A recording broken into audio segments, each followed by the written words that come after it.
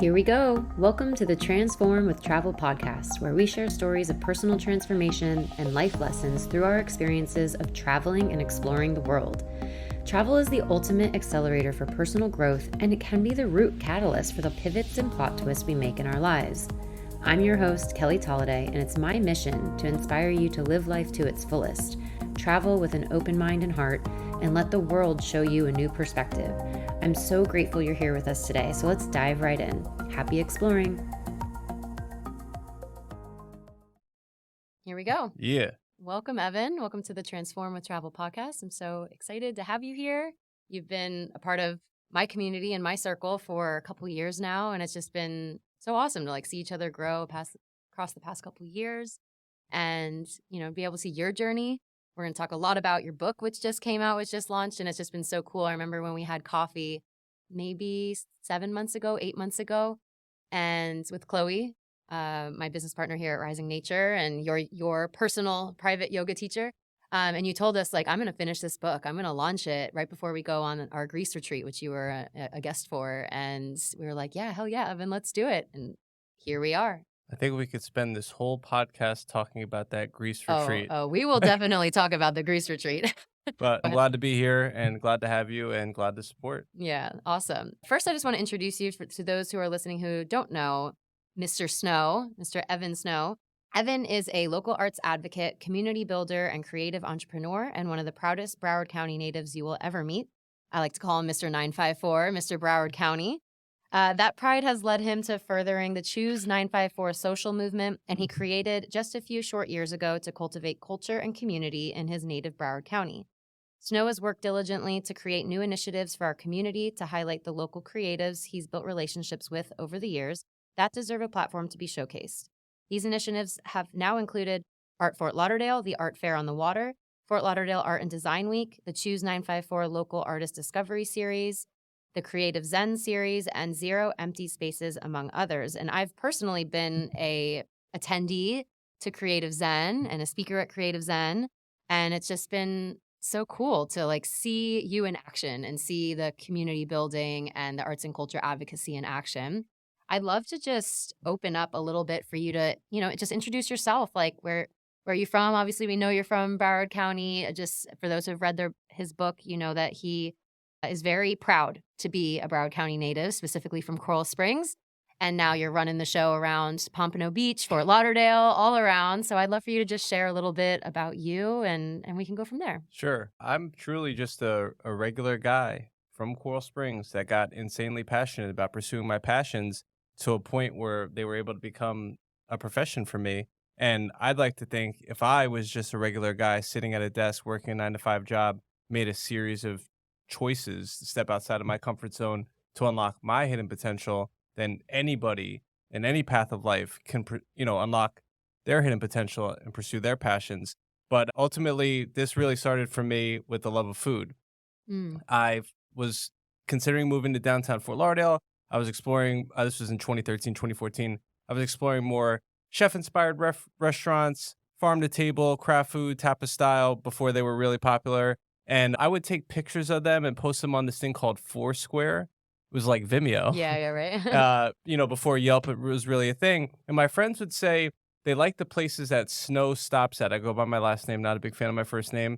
So I got some inspiration, met a girl that told me about blogging at a training seminar, and I started Snow Stops Food Blog.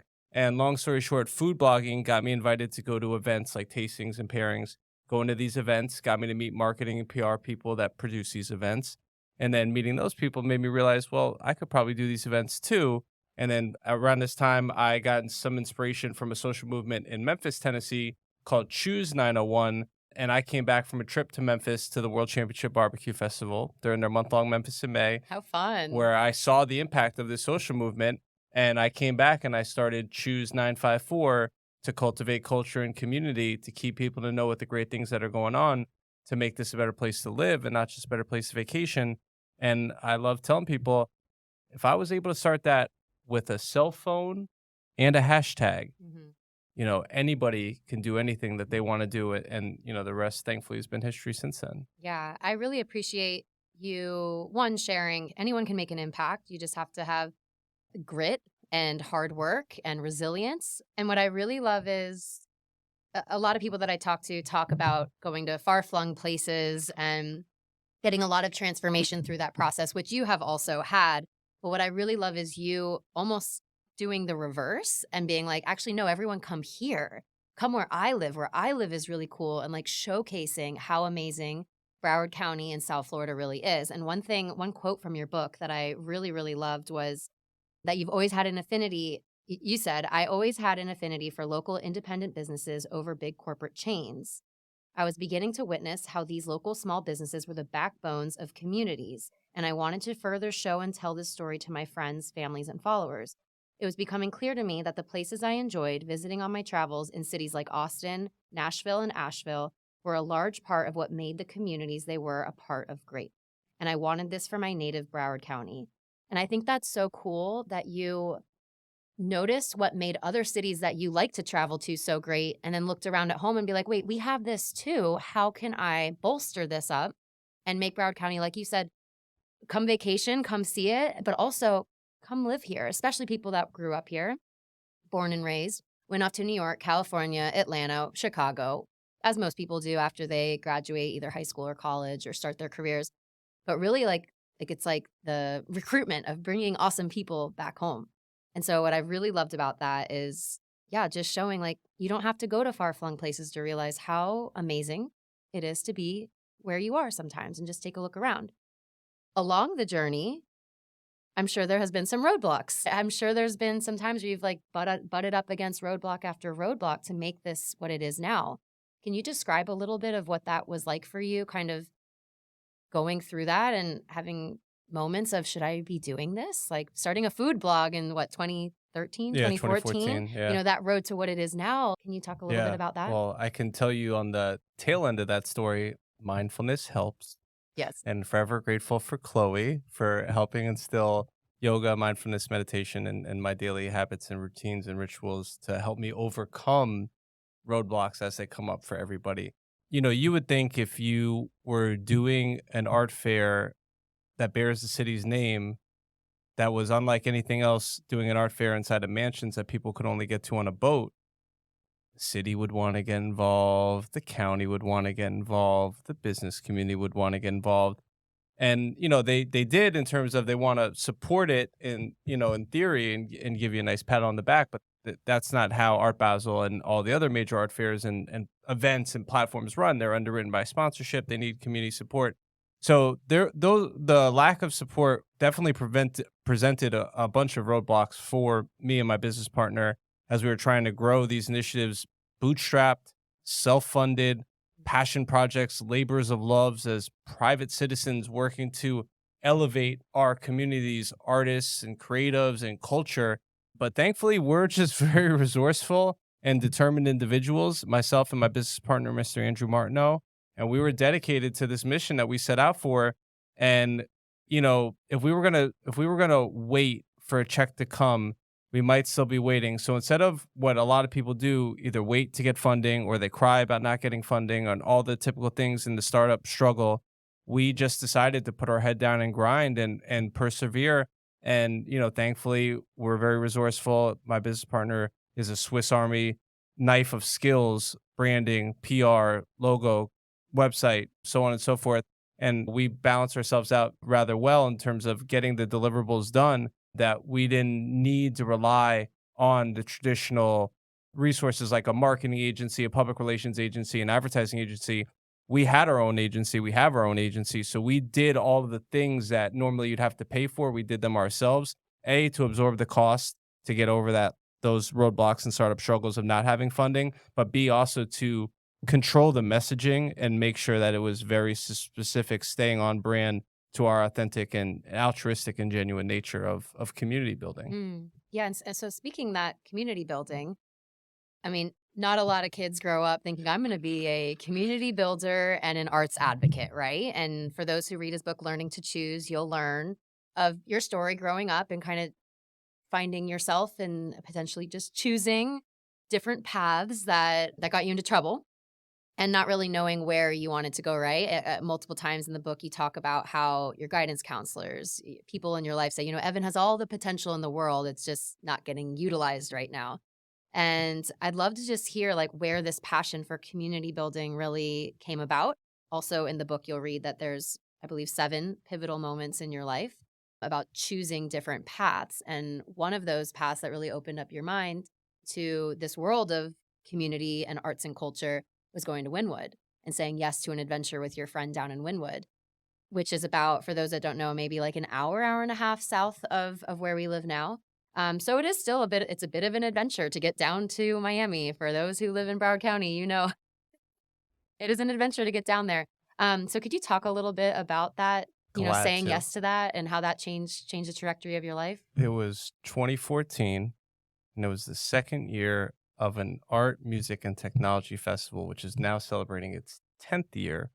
And I had no idea what it was at the time, but it was something called 3 Points. And a friend that I admired greatly, as I outlined in the book, for his nightlife adventures and the way that he viewed life as a cancer survivor and World Series of Poker champion poker player.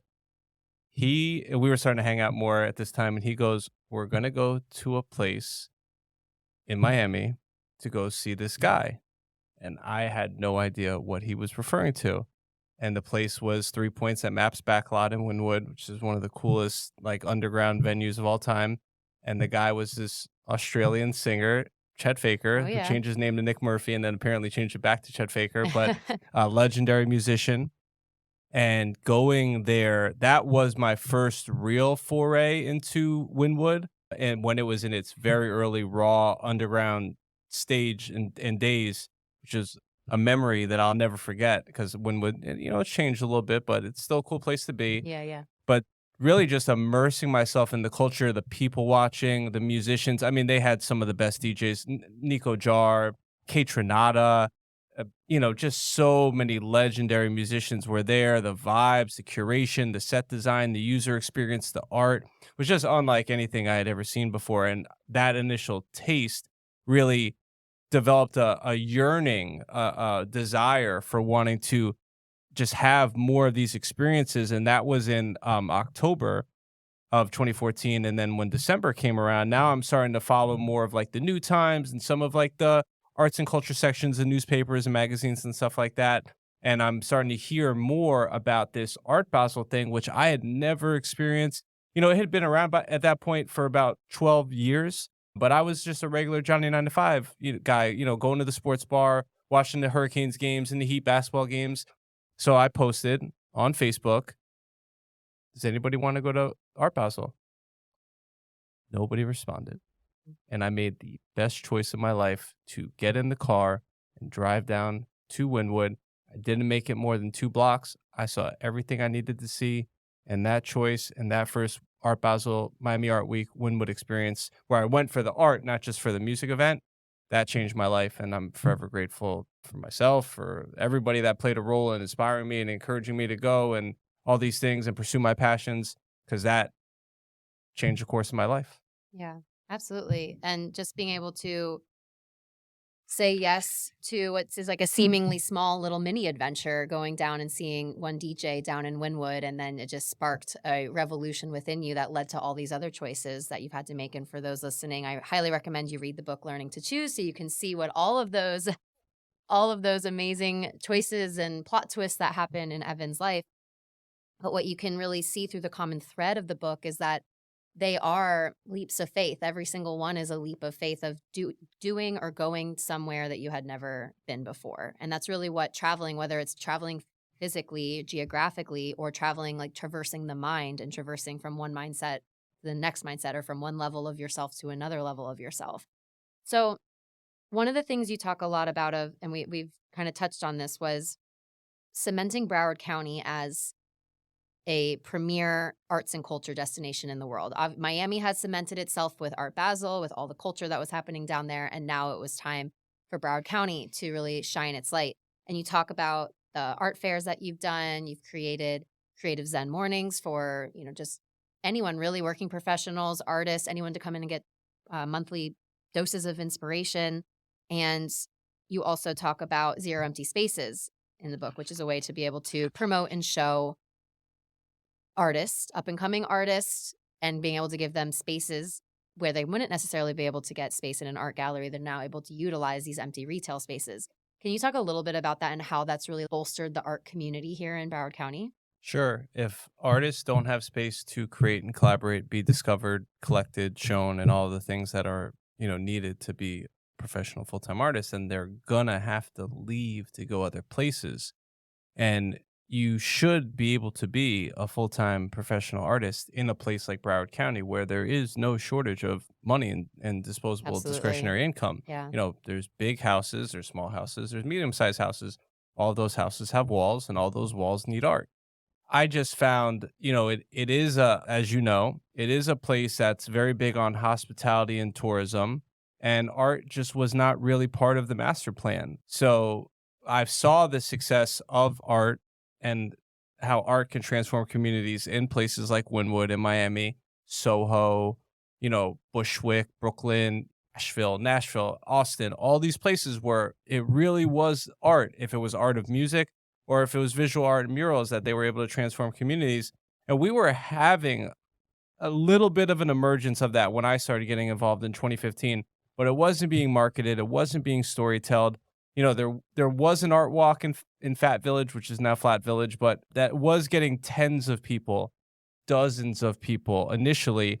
Yet the one in Wynwood was getting tens of thousands of people. Mm. And I really just felt if we could show people through this visual storytelling thing, which at the time, Facebook Live was just coming out, and Facebook was really putting a lot of onus and giving a lot more reach to this Facebook Live feature if you used it. So I was really like becoming a Facebook Live junkie. And if you look back on my Facebook from then, you would see I would just go live at all these random things to show people better than I could tell them. And it was really that initial impetus of just even having people, even if they didn't look at the actual visual context and content itself, just seeing, okay, he's promoting the arts again. Now he's promoting the arts here. He's promoting it in Pompano. Now he's promoting it in Hollywood. Now he's promoting it in Fort Lauderdale. Really caught people's perspectives and really helped them change their perspective about, okay, maybe I should support the arts. Maybe these artists do need support. Maybe my business can buy a piece of artwork from a local artist for their office instead of going to IKEA or Michael's. Yeah. And it was those initial just advocating and storytelling and promoting the arts that by the time we gathered enough social capital and enough traction that we were able to reach out to the mayor, Dean Trantellis, mayor of Fort Lauderdale, supporter of the program, one of the first openly gay mayors of a major city who is a big fan of the arts, and say, hey, we want to do this thing. We want to put artists in vacant spaces to make affordable working artist studios so they have a space to create and collaborate. And because of all the work that I had done up until that point with Andrew, he trusted us enough to connect us with Mike Weymouth, the owner of Los Oils Company. And, we always heard Mike was a tough cookie. He is a tough cookie. Took him 3 minutes, said, sure, I'll give you space. And thankfully, that was how we started Zero Empty Spaces. And it's led to 29 locations over the last 4 years. We're now in 3 states. We've had over 400 artists come through the program.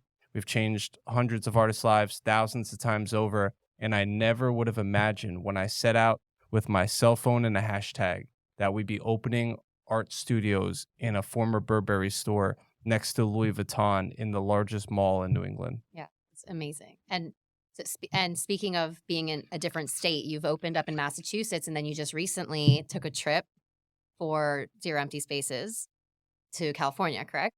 Correct. Yeah. Could you talk about that trip for yourself? Sure. Well, I'd love to hear your literally experience. just got back last night. Yeah. Like he's like hours off the plane right now. I love to do it. Only live once. So we got involved. I was promoting a concept that we still promote it called the creative economy, and kind of like storytelling how creatives, play into the overall economy. So we were promoting that for a few years. And then I found out just a year and a half ago about another niche called placemaking. Taking a place, a vacant space, a plot of land, empty storefront, and doing good with it, making it a place. So I connected with these leading placemaking organizations, Placemaking US, Placemaking X, and they're going on trips where they go around certain parts of the country and the world, highlighting projects, connecting resources to governments and different agencies, different passionate community people similar to myself. And a couple months ago, I went on my first one with Ryan Smore, the initiator, the organizer of Placemaking US, where we went on a train trip via Amtrak through the Rust Belt. I flew into Chicago, Oh, met a couple wow. people there, took a train to Fort Wayne, saw some projects that he helped support and connect dollars and resources for there, went to Erie, Pennsylvania, went to Rochester, New York, went to Hudson, New York, and back to Brooklyn and flew home. And it really keyed me into a whole realm of this community building, creative entrepreneurship, creative economy that I wasn't really privy to previously. So then he created another trip, which I just came back on, which was Placemaking Baja Weekend. And I'm going to read, and this wasn't even all of it of what we did, but it's essentially, once again, connecting resources, highlighting and storytelling successful projects, creating inspiration for future projects, bringing in more collaborators and more people with resources. Like we're a creative placemaking specialist, taking vacant spaces, making affordable working artist studios. The folks that we connected with and collaborate with in Mexico, they're phenomenal at lighter, quicker, cheaper parks. And while our parks cost hundreds of thousands or millions of dollars Mm-hmm. to create in Broward County and in Florida, they can do a park for like $10,000 and have it be just as good. And Wow. they do it with community buy-in and support. So I'm going to read for you the post. It's on my Instagram, but this will just kind of summarize what this last trip involved. We crossed over to Tijuana and we went through Baja California, Ensenada, Mexico, and Tijuana. We visited several placemaking interventions, which are activations, and place experts in following locales. This was including but not limited to, they're not all mentioned, the University of their architecture. And they highlighted a project called Director of Mover La Ciudad Colectivo of architects that are activating vacant space in bus terminals and transit terminals. We visited some artist studios, Enrique Ciapara and Austin Wizard. We visited Tijuana Cultural Center.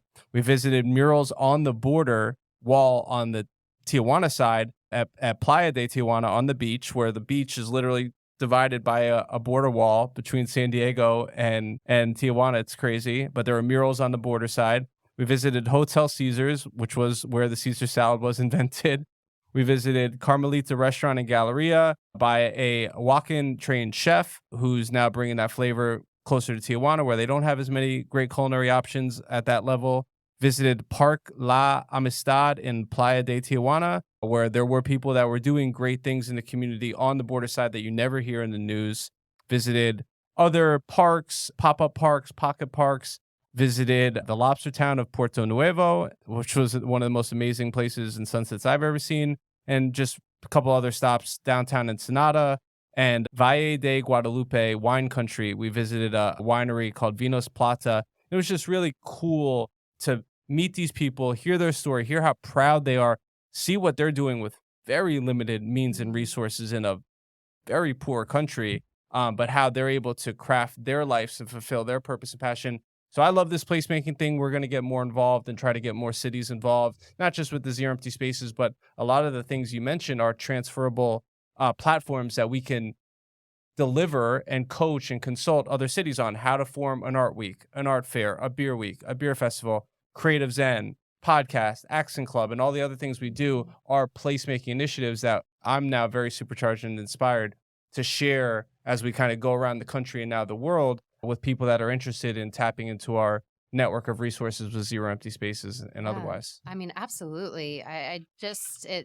To me, it's almost like the reverse of travel where someone, a tourist, let's say, goes into a space, into a city. I want to take what I can get from this situation. I want to get all the food and the experience and everything, which is nothing wrong with that. I obviously love going and exploring, but then you leave, right? And you've taken what you can get from the situation and then you go home. Whereas you're almost reverse engineering this and saying, wait, we want to make these cities great, right? Like I want to go in and help bolster and like you said, like supercharge these cities so that they become destinations that people want to go. And really, some of the top destinations in the world, people think like, let's say Berlin, they think Paris, they think Rome, they think Miami. You think of the arts, you think of the culture. So what you're doing is you're going in and you're supercharging these cities to become destinations. You're supercharging counties to become destinations that people want to go visit, spend their economic dollar, bolster the economy, and also be able to bolster the confidence of these artists that just might not have had a break or a good enough break to be able to make it in. So I love what you're doing. I think it's so important for the travel industry, for all of these cities around the country and now the world.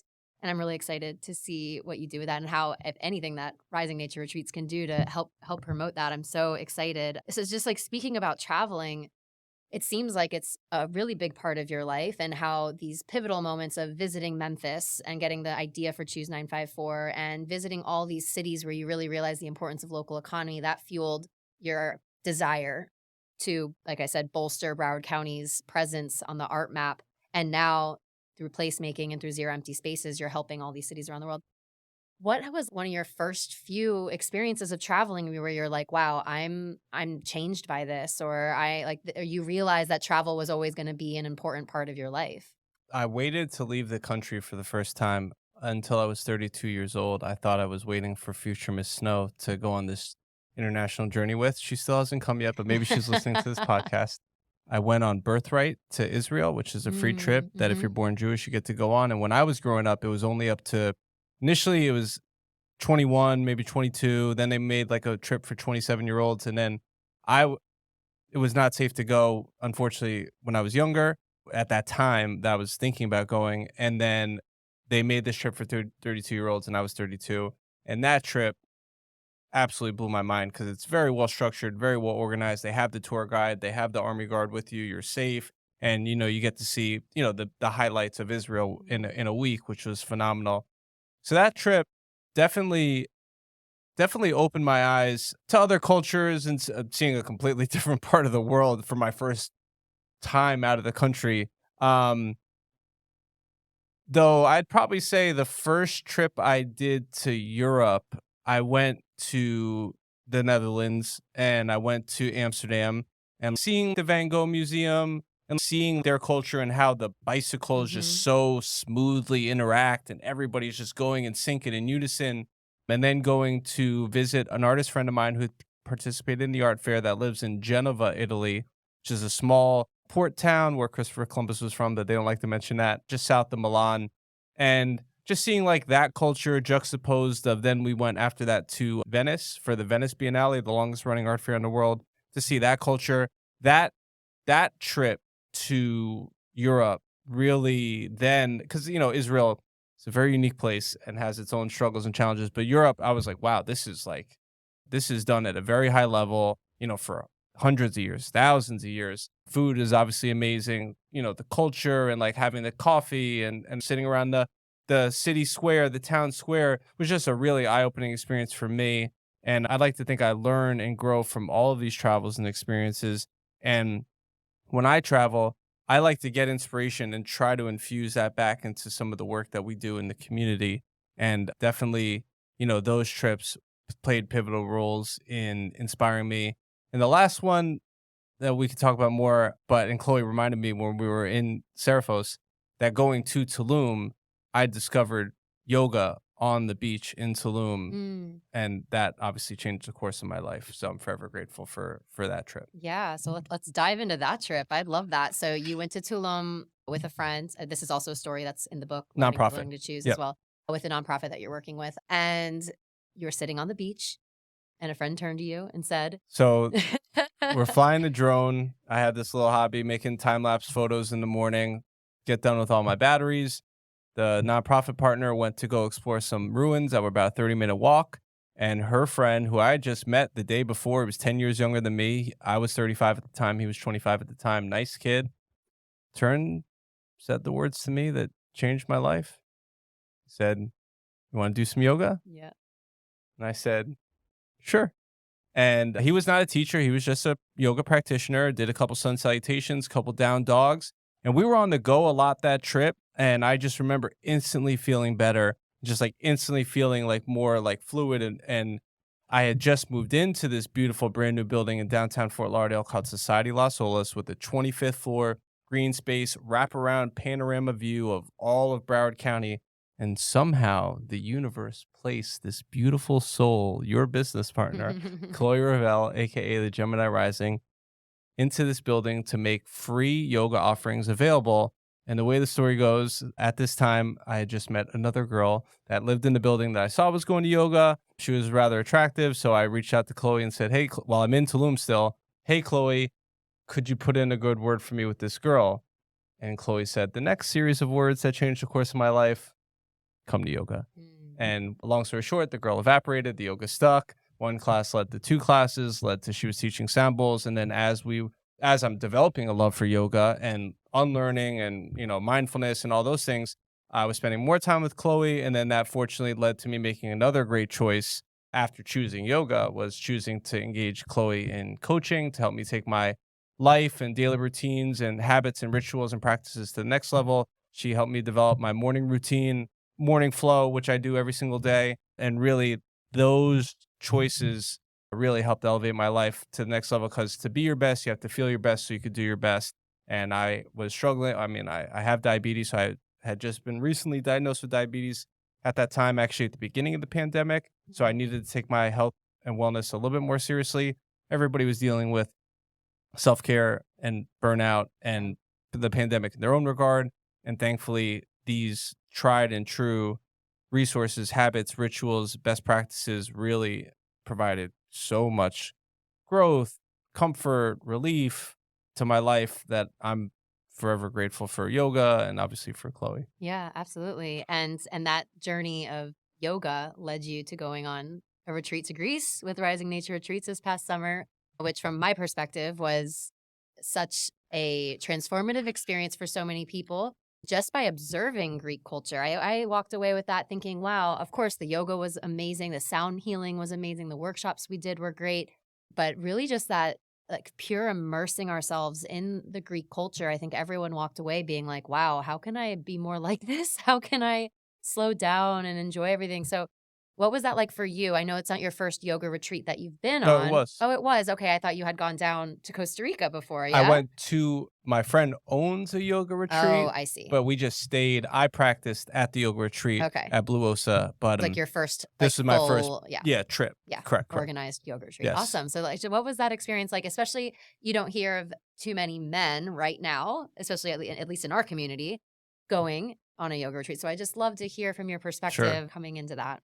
So as I've got to Athens before we went to the island of Seraphos, and I reconnected with a woman, an old friend who had volunteered at my events. She mentioned, and she is Greek, and her family lives in Greece. She had mentioned something to me about slow living and the slow movement of really just how the Greeks value and nurture the land, value and nurture each bite of food, and really just how that ultimately helps them live more, longer, enjoyable, fruitful lives as a concept and a theory.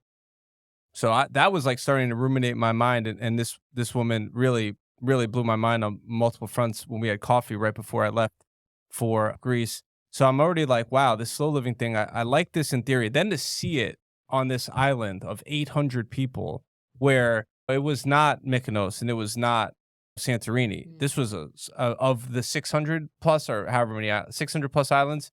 Oh, in the Greek In Gre- island chain? Yeah, Oh, yeah, hundreds. yeah. Yeah. So of the hundreds of islands, this was one small, absolutely beautiful island where they did value the land. Where they are very conscious, very thoughtful, very intentional, very kind. But obviously the resort, Hotel Rizes, was beautiful. I mean, the entire island was beautiful. The views, the Hora, the town on top of the hill was Mm. beautiful. We've got great drone shots if you want to go see it Yeah. on the Instagram.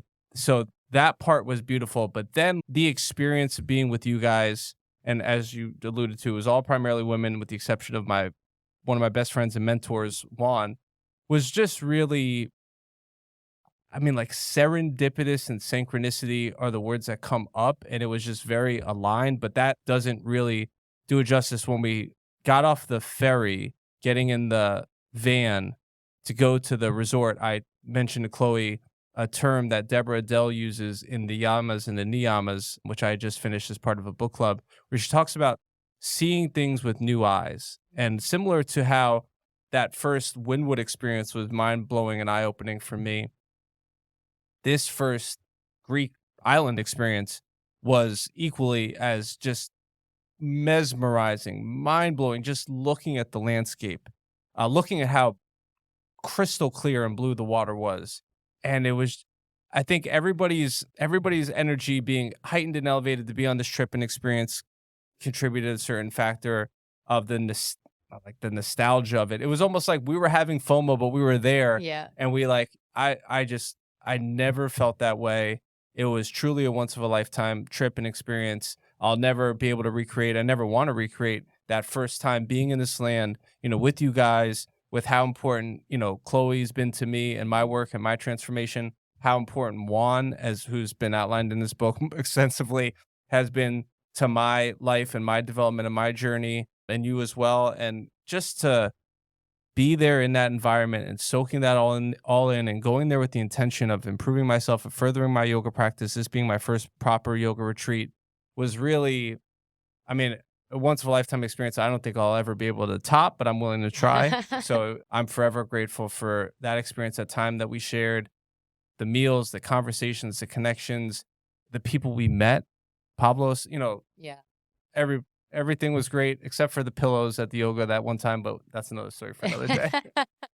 We don't want the hotel to come at us for the pillows. So if you know, you know, those who are listening. So, well, one, we just so appreciated of having you there and sharing your story. Evan actually was able to do like a little specialty workshop at breakfast, going through his story, and it was really the first launch of his book tour Yep. was in Greece. So he had his first book tour was international. So it was really awesome. Everyone could hear your story and get to know you a little bit better. And just hearing you talk about this experience, it reminds me of another quote in your book where you said, I'm always a seeker of experiences. And I really love that phrase because not everyone is. Not everyone is seeking discomfort. Not everyone is seeking to get outside their comfort zone. And it's not out of disinterest, it's just more mainly out of fear. So could you just give everyone listening a little bit of what goes into your mind when you get an opportunity to do something you've never done before, be it start a new art fair or say yes to your first yoga retreat? What's your mindset like to be able to overcome some of those fears? Something about the unknown kind of excites me, that it is unfamiliar, that it is something new, similar to going to this far, far away land of Seraphos, Greece, and just like not knowing what's on the other side, but knowing there's the potential for something to be beautiful. And maybe, yes, certain things don't work out every time, but you won't know unless you try. And I, once again, made a series of choices to step outside my comfort zone and really venture more into that unknown space and really put myself in situations where it's either going to go one of two ways. I'm either going to level up, progress, and move forward, or it's not going to work out. If you want to call that failing, if you want to call that flirting, you fail, but you learn. Learning. I That's like that's an that. accent term. We'll talk about accent Is club. it? Oh, cool. But those, you know, taking the step, taking the leap, and trying something that you've never tried before, for me, I don't want to say that that's what gives me my oxygen, because I think helping support people and level up people, especially those that are close to me and in my community, that's really what gives me my oxygen to keep going. But that's kind of what gives me the excitement of stepping. Like, I had never been to that part. I've been to Tulum, but I'd never been to Baja, California. I'd never been to Tijuana. I never crossed the border on foot. But that really excited me. And now I have a whole new purview and perspective of a different part of the world, different cultures. I learned so much in Southern California about intergenerational trauma Mm. of people that have been persecuted and, other things that we don't want to talk about right now, but that now didn't know that was going to be part of the trip, but that experience has now given me that much more information on my journey to help open up my purview that much more, so then I can make probably better informed decisions, moving forward as I continue to progress in life. Yeah, that's incredible. I think that could really be helpful for people to just remember, like leaning. What my teacher Mark always says is, how can you make the excitement bigger than the fear? And the more that you start to, we talk about this I've mentioned this episode before, but in episode 2 with Kelly Fisher, who you also know through Creative Zen, she talks about pocketing experiences and being able to like build up, pocketing the experiences to remember that something good is around the corner, and also pocketing experiences of like, I survived something challenging. And that's what it seems like travel's really been able to do for you. The last little bit that I'd love to talk about is, you've mentioned helping others gives you oxygen. So this altruism, and you talk about your first interaction truly of understanding the impact of altruism, not just for your community, but also what it gives to you. How has this been such a driver for you? This striving for altruism, striving to, just impact not just your own family, but the people beyond you. And we can maybe dive a little deeper into what Accent Club has helped you do within that altruism as well. Sure. Well, I'm forever grateful for my business partner Andrew for various things, but ultimately he keyed me into this altruism. And the way that it was initially kind of described to me, that I understand it, it's doing good without having your hand out, hoping and expecting anything in return. And when you sign up to be an advocate for the arts and artists don't always have means and resources to show their thanks and gratitude, or pay, um, you need to, you need to be mindful of that, and you need your ROI, your return on investment, to come in other forms other than just money and things like that. It's been the most rewarding and fulfilling experience of my life to have artists that I've set out to support. Not I didn't set out to support this one individual artist or this other individual artists. I set out to support artists because art had a profound impact on my life. Going to Wynwood, having these experiences enriched me so much culturally, and experiences and culture, that I wanted to, once again, as you so eloquently alluded to, I wanted to create that and provide that for my community. So the fact that I've been able to do that, and the fact that by doing what I want to do, what I set out to do on my own terms, the fact that that's been able to change people's lives, help people meet their spouses and partners, start new businesses, do things they never thought they would do, has really provided more ROI for me in terms of enrichment of fruit for my soul than anything else. I knew that there's nobody else was stepping up to do this work at this level for my community, for our community in Broward County. And I didn't feel, nobody obligated me to do it. Andrew didn't obligate me to do it either. We chose to do it. But I knew that by doing, I never would have known by setting out to do that, that I'd be going to Serafos, Greece, that I'd be going to Tijuana and, California. But I knew by doing that, something good is going to come out of it. And I love that if you are a good, authentic, genuine person and you're doing things with the right intention and the right purpose, that, it might not come back to you immediately.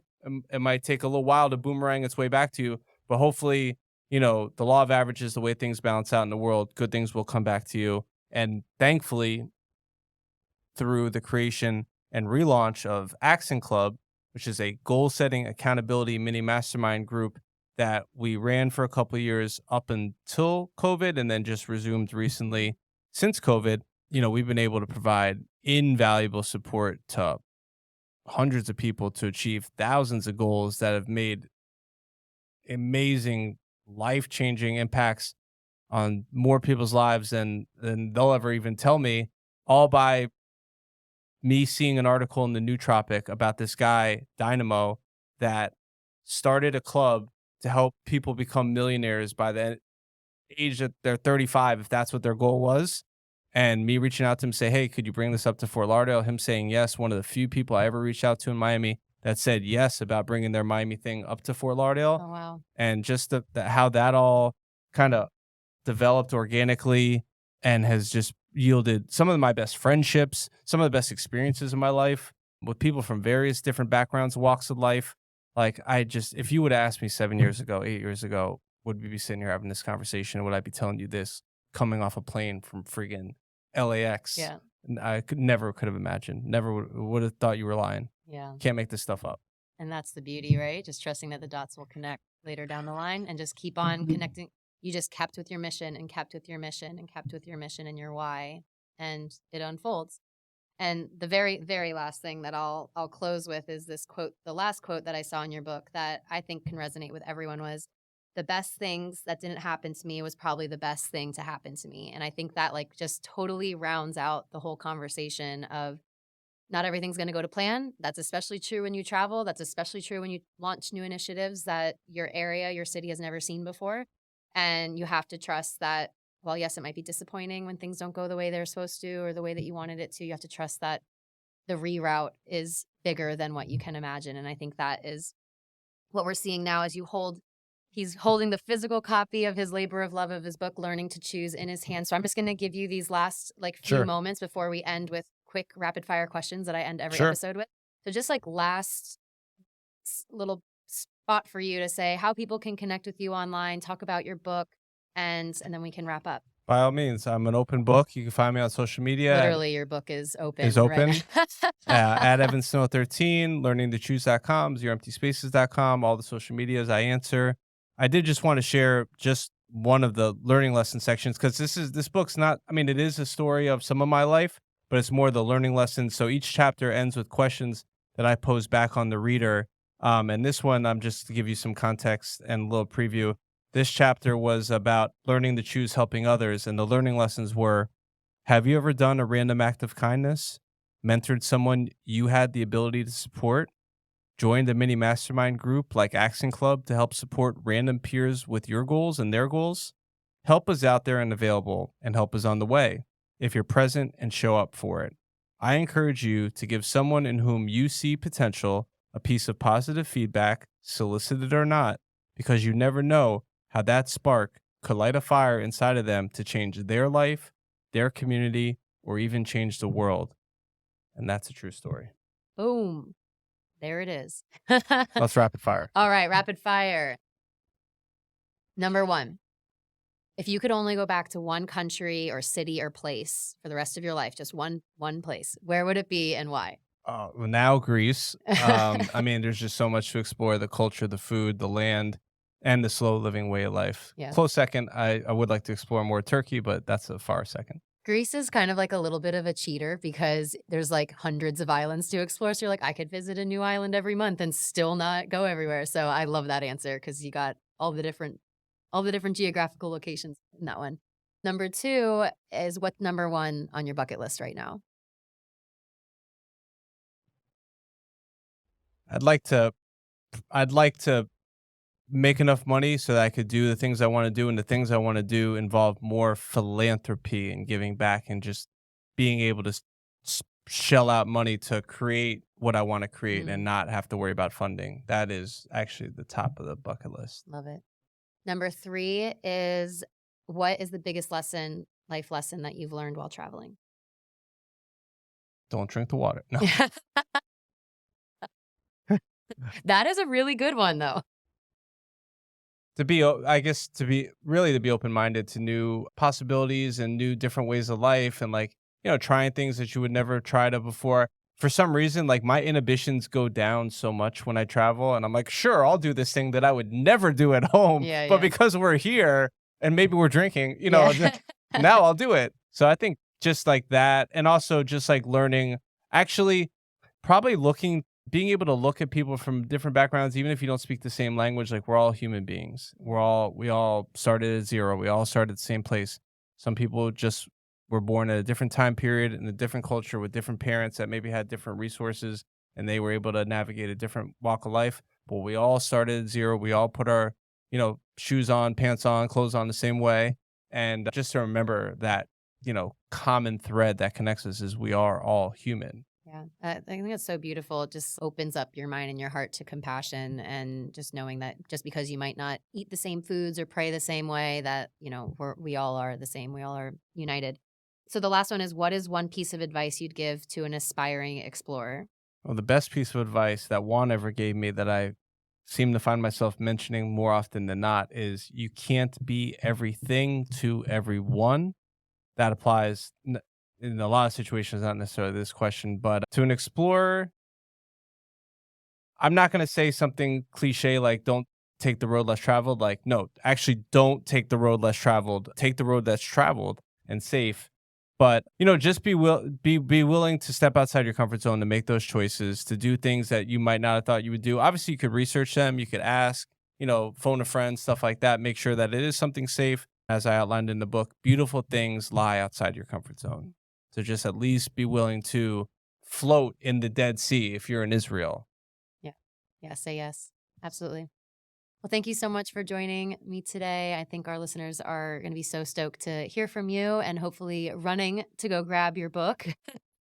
And I can't wait to just continue to see your journey and all the amazing things, and maybe a future retreat together. Yes. We'll see you on the flip side then. Yes. Portugal 2024. There we go. Everyone run to At Rising Nature Retreats and go check it out. Yes. Thanks, Evan. Thank you.